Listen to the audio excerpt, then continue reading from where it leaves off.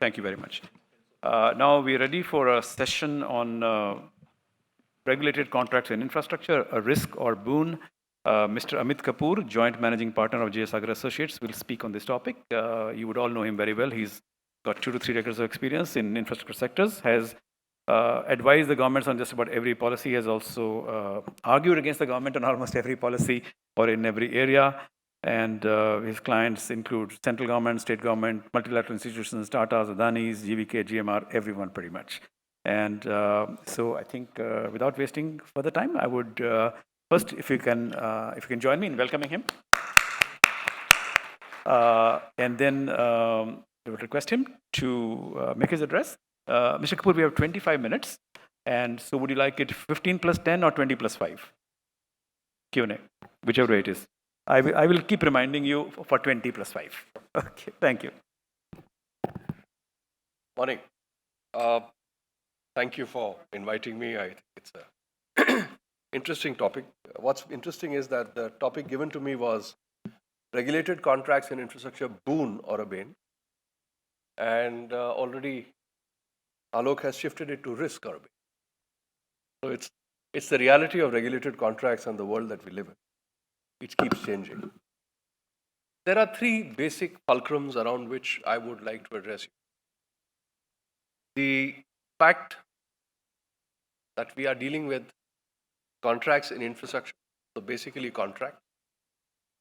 The characteristics of infrastructure that define pretty much the elements of regulation and the design of the mechanism that is put in place. And in that context, what is the regulatory framework and what has been our experience? So, looking at contracts, I think, and that's where the story begins. The law of contract permits us pretty much within the framework of 3 basic foundational boundaries to define our bargains with each other, to agree upon to do something for each other for value. And so therefore, the 3 restrictions are, there must be consensus item. You and I must agree on the same thing in the same sense. There must be something that I do for you in exchange for value, which is valuable to you. It must be lawful, both in terms of object and consideration. And besides that, no limit. That's the foundation of laissez-faire. That's the foundation of commercial arrangements across the world. But then when you bring infrastructure into play, lots of other interesting things start. And so what I would like to draw your attention to is 4 or 5 characteristics of infrastructure, which actually lead to this whole issue of regulation, the need for regulation, and how it is done. So please consider, first and foremost, any infrastructure facility, and I don't think I need to address this audience on what is infrastructure, but any infrastructure facility that we are talking about is inherently a public good. Meaning thereby, there is a non-excludability involved. Now, you and I start any business enterprise, whether it's selling a piece of cloth, a vehicle, a television. I have a choice. Somebody walks through the door, has been a defaulter, has been an irate customer, has created problems. I can say, sorry, I will not entertain you. Not the case with infrastructure. A consumer wants water supply or electricity. So long as the consumer comes forward, fills the form and pays the fee, you're obliged to connect and deliver. So there is non-excludability. There is non-rivalry. Inherently, these are natural monopolies. Other than the odd case like in Bombay, where you would find, for example, in distribution of electricity, 2 or 3 suppliers, or mobility in telecommunication, where you have options. There are very little choice. The third, which is equally critical in this, is the positive externality which it brings to the citizen and the economy. So it's a public good in that sense of the word. It is of interest for the state from the welfare objectives, has constitutional elements that feed in. The second element, these are inherently essential facilities. You can't sit back and say, don't feel like it. I will not take water supply for the next 6 months. You need water, right? You need the highway, you need the airport, you need the port, you need the electricity. And therefore, being an essential facility, inherently these are also not readily substitutable. So you tend to become hostile in case the person, whether public or private sector, is not paying attention to your needs in terms of safety, quality of supply, reliability, and pricing. The third element, these are all built on the premise of concession granted by the state. State, not a state government, but state as in the government representing the citizen. And as a consequence, whether you look at airwaves, you look at coal mines, you look at any other natural resource right of way, the license to do a particular business, if not granted, a person cannot undertake that activity. The fourth element is that this involves significant upfront capital investment, but there is a control over what you will invest where and how will you price your output. You are not in a position to deny supply to anybody who asks for it unless boundary conditions of non-payment and default or theft, etc. are met. You are required to then supply at a price that is determined by an external agency, normally a regulator, or if it's regulation by contract, then by the concession itself. Now, in both these circumstances, since this is high capital intensive investment upfront, and the asset which is created for 30, 40, 50 years life cycle, inherently you will recover the cost of your investment, including the working capital, over the life cycle of the asset. In some bargains, you may get it slightly earlier. In some others, you have difficulties as they come along.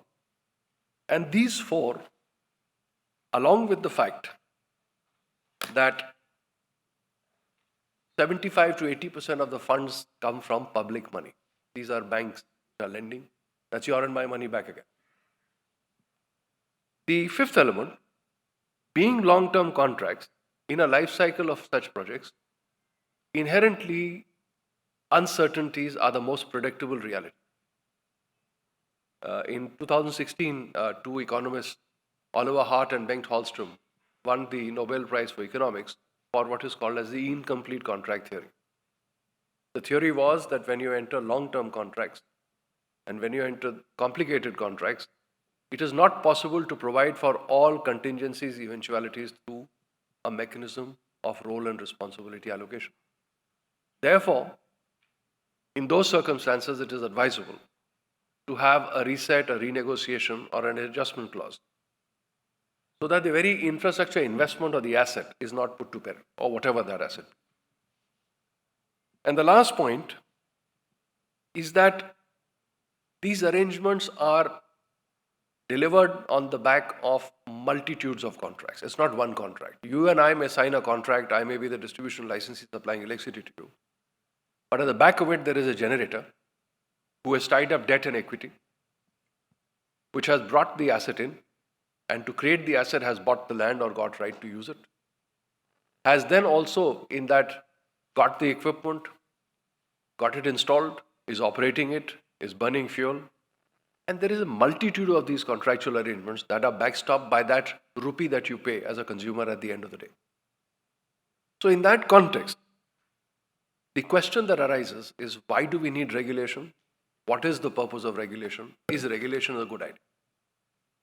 And in that context, I would cite to you, I think since you're all looking rather serious and I've been talking serious, Ronald Reagan is seen as the first in the recent times. So regulation has been invented since Stuart dynasty in UK and all of that. But the current generation of regulation and economic regulation is credited a lot to Ronald Reagan and Maggie Thatcher.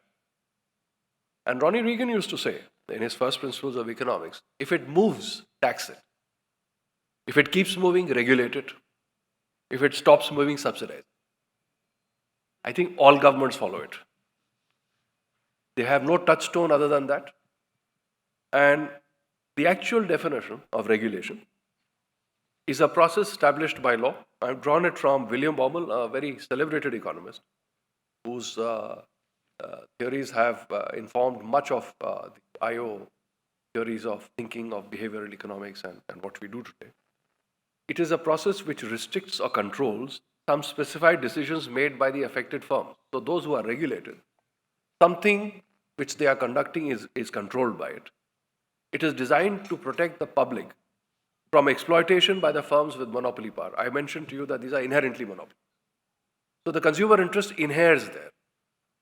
Inherently, a regulator is required to, or if you have a regulation by contract, the concession is required to safeguard the interests of the consumer. And finally, it is carried out normally by a special agency, which is assigned the task of administering and interpreting the law. Now, this broadly is the framework in which regulation is done. And as I mentioned to you, now look at the scale of the infrastructure investments that we are talking about. If you look at the global situation, it is estimated that around 5% of the global GDP, that is $4 trillion annually, has to be invested up to 2030. Be up to scratch. You know that the National Infrastructure Pipeline has talked about 111 lakh crores or $1.4 trillion over 5 years, which is also around 8.5 to 9% of our GDP. That is 280 to $300 billion a year. Now, the consumer's concern always is in terms of getting reliable, affordable supply when they wish to have it and not being overcharged for it. While the private investor is very cautious because they have to inherently take a long-term call in investing in that and living with it, because you are going to recoup over 10, 20, 25 years. And the only predictable reality is something unforeseen will happen. We have been witness to some of these episodes in India, and those are what I would recount for your consideration as you start deliberating and thinking through this whole aspect.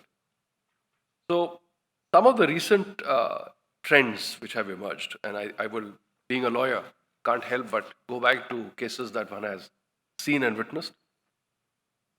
The fundamental issue of a regulated contract, where it clashes with the idea of freedom to contract, is that by statute or by regulations, certain boundaries and certain inherent conditions are imposed. You now need to work within that framework. What has interestingly happened over the last 20, 25 years now is that in this journey of public-private partnership, once post-91 private sector was invited, we have had a series of disputes, and leaving auctions for the moment out of it, we are coming straight to contractual issues, where the regulatory mechanism has informed a resolution and the courts have varied from one end to the other. They are still settling down on it. I'll give you some cases which will give you the idea. 2000, 16th February 2000, the first such judgment, India Thermal Power. If you remember the PPAs that were signed in the early days of excitement, with all the counter guarantees and MP, everything vanished. Now, those were the cases where the state of MP took a call in not going ahead, was challenged, and ultimately Supreme Court held the judgment by Justice Nanavati that when a PPA is entered into between parties, under Section 43A of the Electricity Supply Act 1948 that existed then, notifications were issued by the ministry which had an impact on tariff. What kind of return can you get? What depreciation can you claim? What is the asset life, etc.? And to the extent that these conditions were forced through by the law, these are statutory contracts. Once the contracts become statutory, you can't wish the condition away. So your framework of contractual arrangements has to fall within that line. This has now come into stress. And why has it come into stress? Because post-energy watchdog, and I'll define that as a bit of a watershed, April 2017, after the coal distribution policy had failed to produce coal, India supplies were going down. Supreme Court, and we are even today the only common law Supreme Court in the world, which has held that change in law is actually a ground for restitution or compensation to the investor.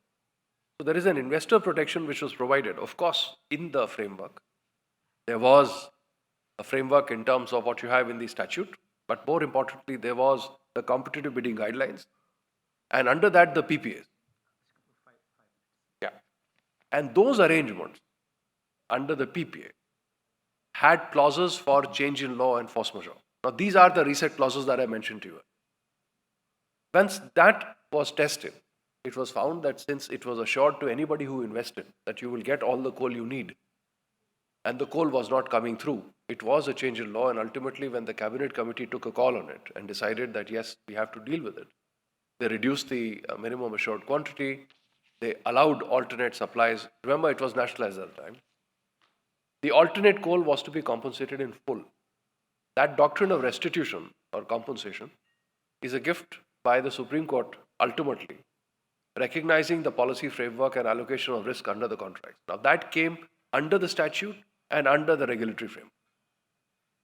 That is now being tested and battled again. The recent judgments of the Supreme Court, that and PTC, the other judgment I will mention, 2010, where on 15th of March 2010, a constitution bench, 5 judges, said that once a regulation is notified, all existing contracts have to fall in line and all future contracts have to be aligned with it. Both these principles are being tested all over again. Recent judgment on 6th of April 2023, Sasanpar, the procurers challenged the appellate tribunal having granted relief on Sasanpar for certain claims, where the claim was that the assumption in the bid was based on certain information, data, and knowledge given by the procurers, and that fell foul. Therefore, additional costs were incurred. Certain breaks were given in tax that did not come through. So please compensate us. Was rejected on account of not the law being altered, but on fact. So the level of discharge of diligence in bidding has been commented on extensively by the court and said that if you took 4.5, 5 years to come back with a notice of change, you did not consult the procurers before you made the change, it's your commercial call, won't be compensated.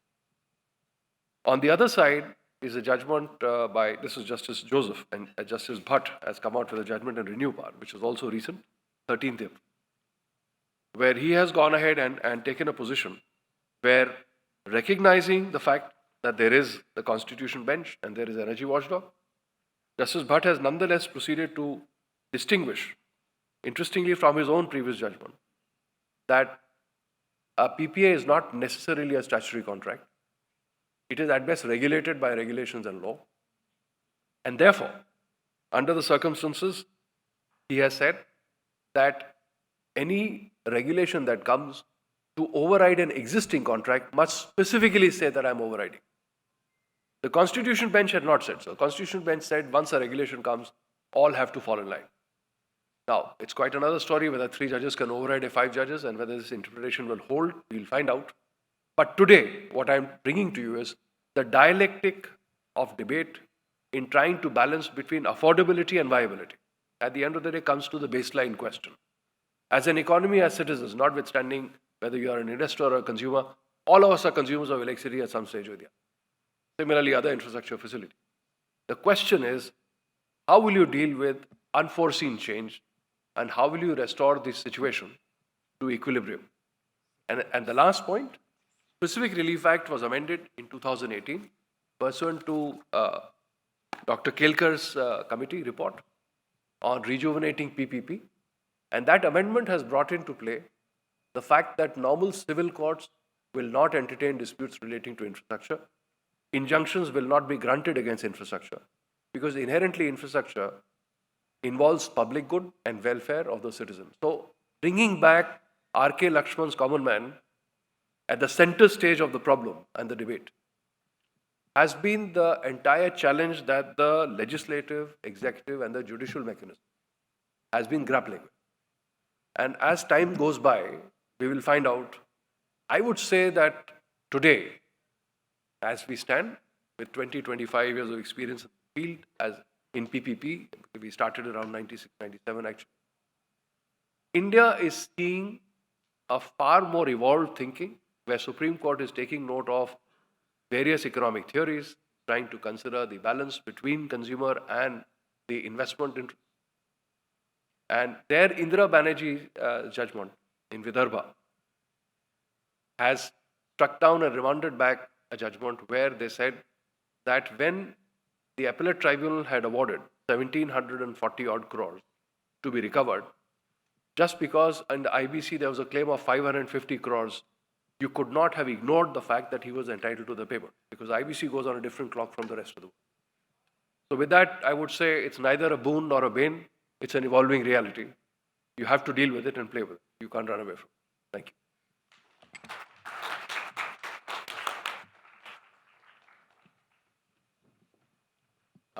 Thank you very much, Mr. Kapoor.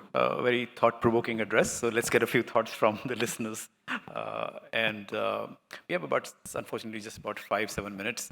Let me actually get Mr. Sharma. What is your comment, as you heard it? Mr. Sharma is going to speak next, but I thought I would hear what he had to say.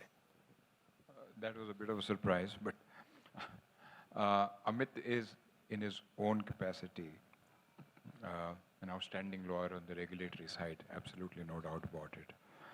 But I think the debate whether a contract or a regulation is something which he has been very fairly distributing the points on both sides on a scale of 1 to 10. But the fact remains that the regime did human service in the first few years because everything was justiciable and everybody knew that it's not a bureaucrat who's going to take the decision, but the court. But I think over the years, it has miserably failed in terms of balancing the interests. And the interference is seen from the courts, not from the perspective of the development of the sector, but from the perspective of balancing the rights which are existing outside the contract or the contractual or the regulatory regime. Right. Okay. So, in some in substance, has the regulatory regime worked the way it was intended to be working? So let's and do we really need to do away with some part of it? Let's test the proposition.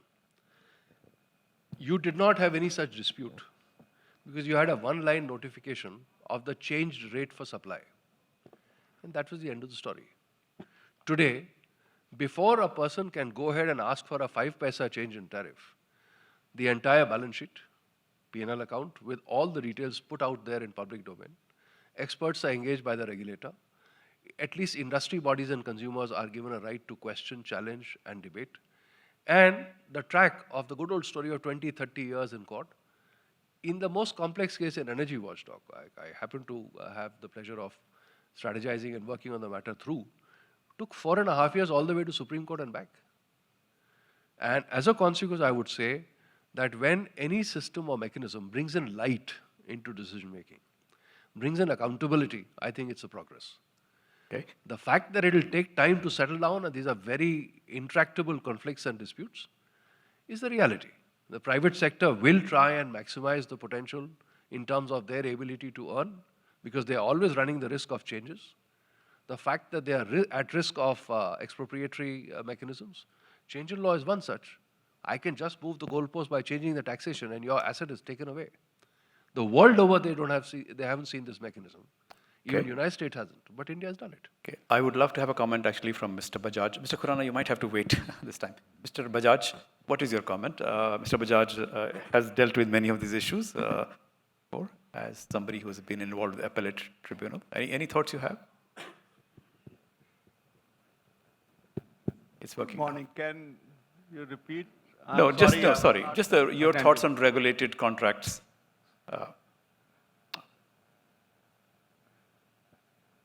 Okay, let me ask you simply, boon or not?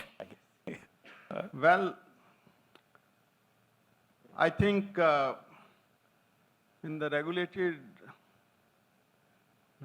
regime that we had, I think there is a good balance, and there is, I think if you compare with the past Right. and the present regulatory regime, Right. there is definite improvement. Okay. The kind of investments that have been flowing in are Right. improved. Okay. So you're for the way yes. things are. Okay. Let me then just wanted a quick comment for you. Mr. Parekh, you wanted a point as well. You want mic quickly to Mr. Parekh? Yes. Go ahead, sir. Yeah, thanks, Kapur sir, for your kind of frank feedback.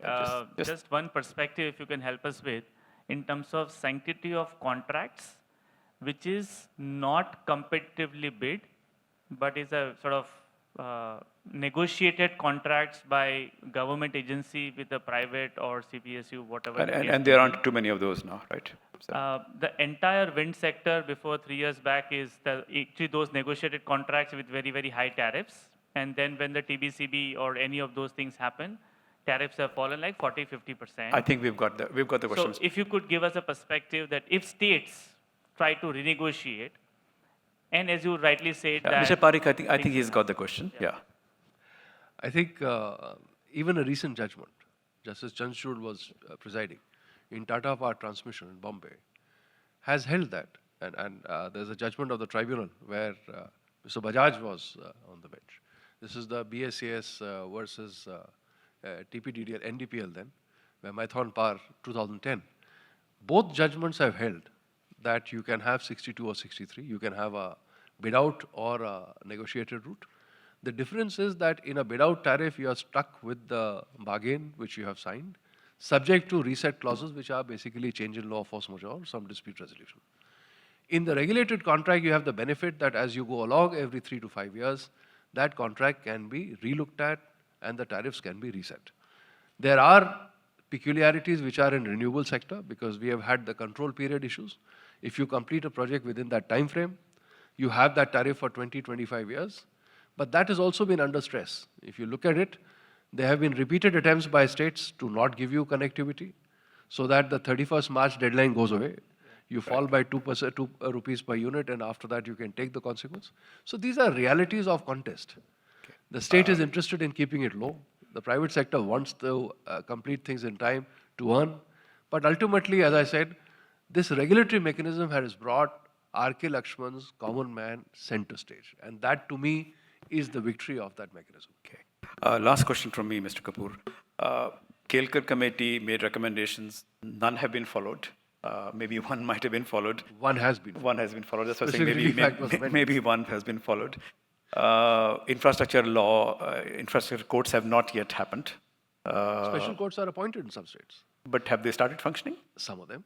No, because yesterday I think there was a panel that said they haven't started functioning. No, they have not started functioning across the country. Across the country, all right. So there are some 12 odd states which now, have given the environment we have, which is the political regime can change, given the fact that you have the 3 Cs, and given the fact that those agencies are often more active, one way or the other. we have 5 Cs and counting. Net, do you think your own question, is it a boon or not a boon? Where would you net out? I feel it's a progress. It's progress. Definitely Right. progress. Okay. It's a step in the right direction. There are problems that we faced. Okay. And that's about how we staff them. Because at times some people, it's individuals. Right. So I There think are that's where- individuals who've been there who've done very well, some others have not. So that's where I think most of the people are. Perhaps it would have been more interesting if you had said no. but thank you. It's been very, very interesting. And very happy that you were able to make it and without the normal constraints of panels that we have for you. So we just kind of gave you the freedom to talk on Thank whatever you. you wanted. I appreciate and it was definitely worth it. A big hand from Mr. Kapur, please. And there is a memento that is there, which I am